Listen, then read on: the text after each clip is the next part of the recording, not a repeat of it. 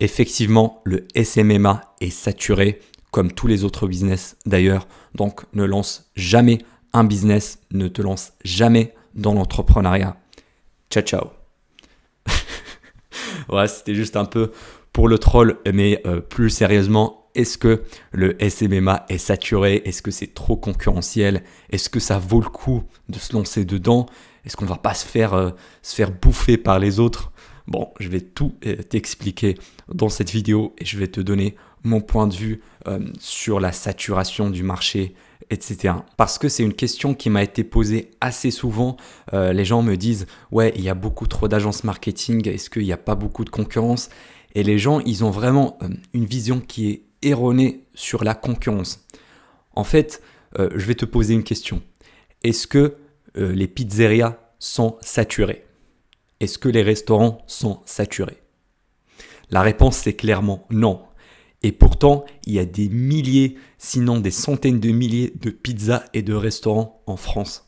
Et je te garantis, si demain tu ouvres un bon restaurant ou une pizzeria qui fait de bonnes pizzas, tu vas sûrement avoir des clients. Donc malgré la concurrence énorme, tu vas toujours avoir ta part du marché. Donc comme tu l'auras compris, la saturation, c'est vraiment un concept qui est erroné chez beaucoup de personnes.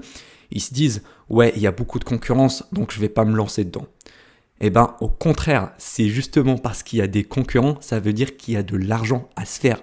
Ça veut dire qu'il y a du fric, qu'il y a de la thune dedans. Si c'était pas rentable, les gens qui ont commencé, par exemple, des pizzerias, eh ben, ils auront arrêté déjà.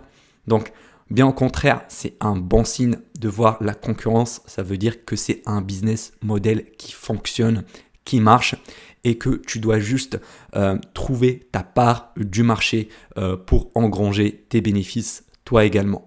Parce que si tu te lances dans un marché où il n'y a aucune concurrence, où par exemple tu essaies de lancer un nouveau business model, une startup qui a inventé un service ou un produit qui n'a jamais existé, eh ben, tu vas avoir 99,99% de chances d'échouer.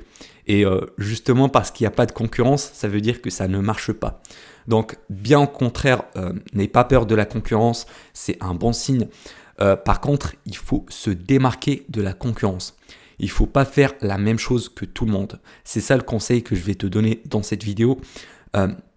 Essaye de trouver des méthodes plus originales, que ce soit au niveau de la prospection, au niveau de la vente, au niveau de l'apport des résultats, au niveau de ton offre. Ça, c'est vraiment le point essentiel. Si ton offre est meilleure que tous les concurrents ou bien qu'elle n'a pas besoin d'être meilleure, mais si elle a vraiment un point qui est différent de tous les autres du marché, eh ben, tu vas facilement te différencier et tu vas avoir une plus grosse part de marché.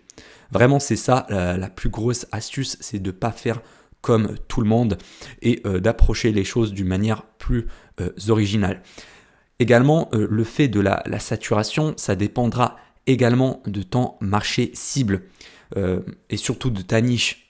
Si tu cibles par exemple les grosses niches, par exemple l'immobilier, l'e-commerce, les infopreneurs, ça c'est des niches qui sont hyper concurrentielles parce que justement il y a plus de fric dedans, il y a plus d'argent dedans, donc il y a plus de concurrence.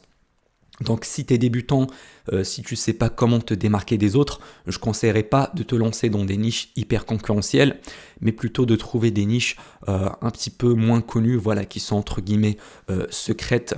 Voilà, comme ça tu vas trouver un océan bleu et ça va être beaucoup plus simple pour toi.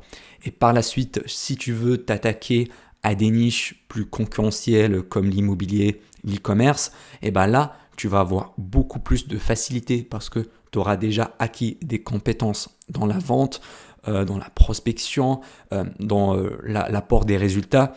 Et comme ça, tu vas vraiment te faire des clients encore plus rapidement. L'autre chose qui explique que le SMMA n'est pas saturé, c'est tout simplement l'offre et la demande. Il y a beaucoup plus d'entreprises qui ont besoin de marketing que des agences marketing qui vont leur offrir ces services-là. Vraiment, les nombres, ils sont totalement décorrélés. Il y a plus de demandes que d'offres. Par exemple, en France, il y a 4,2 millions d'entreprises. Et chaque année, c'est presque 1 million d'entreprises qui est créée.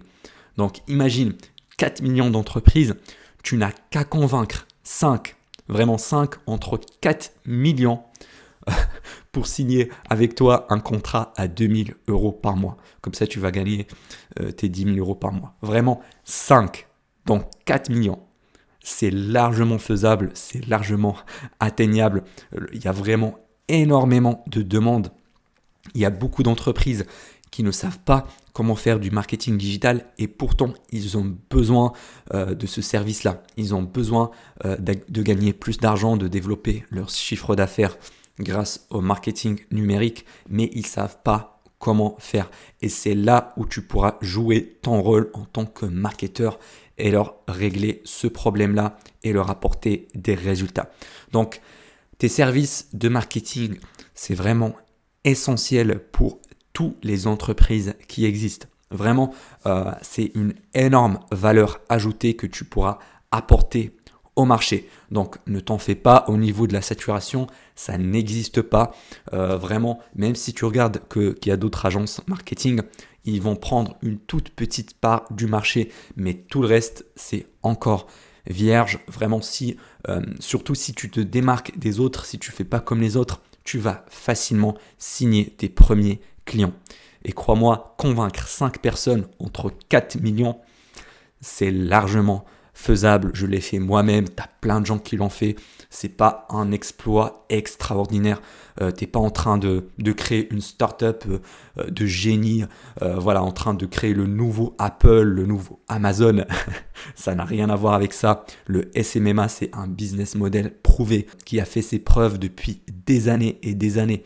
Et même avant d'avoir le marketing digital, il faut pas oublier qu'une agence, c'est juste un prestataire de service. Avant Internet, c'était les journaux. Il y avait des agences qui faisaient de la pub sur les journaux, sur la télé.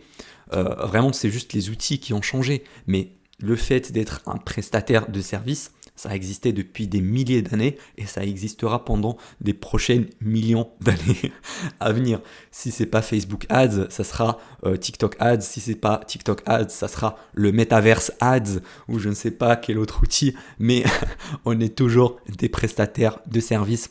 On a un client qui a un besoin, et on va lui offrir ce service-là pour régler son problème. Et puis basta, c'est ça le business model. Ne te complique pas trop le cerveau avec tout ce qui est concurrence, machin truc. Parce qu'il ne faut pas oublier que là, tu es en train de me regarder sur YouTube. Donc tu regardes du contenu relatif au SMMA. Donc tu vas forcément tomber dans ce qu'on appelle la bulle algorithmique. C'est-à-dire que l'algorithme de YouTube va détecter que tu es quelqu'un intéressé par le SMMA, le marketing digital. Du coup, il va te montrer uniquement des vidéos qui sont relatifs au SMMA. Donc sur la partie des vidéos suggérées, tu vas avoir également d'autres créateurs de contenu, d'autres youtubeurs SMMA. Et du coup, quand tu vas regarder plein de youtubeurs SMMA, tu auras l'impression que tout le monde fait le SMMA. Donc tu vas te dire, ouais mais putain, tout le monde fait le SMMA, c'est beaucoup trop concurrentiel. Regarde, ce youtubeur là il le fait, celui-là il le fait, tous ces gens-là le font. Quand tu vas aller sur Facebook également, tu vas avoir plein de groupes Facebook du SMMA. Quand tu vas aller sur Instagram ou sur TikTok, tu vas avoir des posts relatifs au SMMA. Et du coup, en t'emprisonnant dans cette bulle algorithmique, tu vas croire que tout le monde a une agence SMMA. Même ton voisin a peut-être une agence SMMA. J'en sais rien. Mais c'est pas ça la vérité. C'est juste une impression parce que tu es dans cette bulle là. Mais quand tu vas sortir de cette bulle, quand tu vas aller contacter des entreprises, tu vas te rendre compte que la plupart d'entre eux ne savent même pas ce que c'est le marketing digital, ne savent même pas comment faire de la publicité Facebook ou YouTube ou Google. Donc, tu as vraiment une énorme valeur à apporter à ces entreprises-là et ne crois pas que tout le monde a une agence SMMA, loin de là. Vraiment toute la 99,99% de la population française ne savent même pas ce que c'est le SMMA.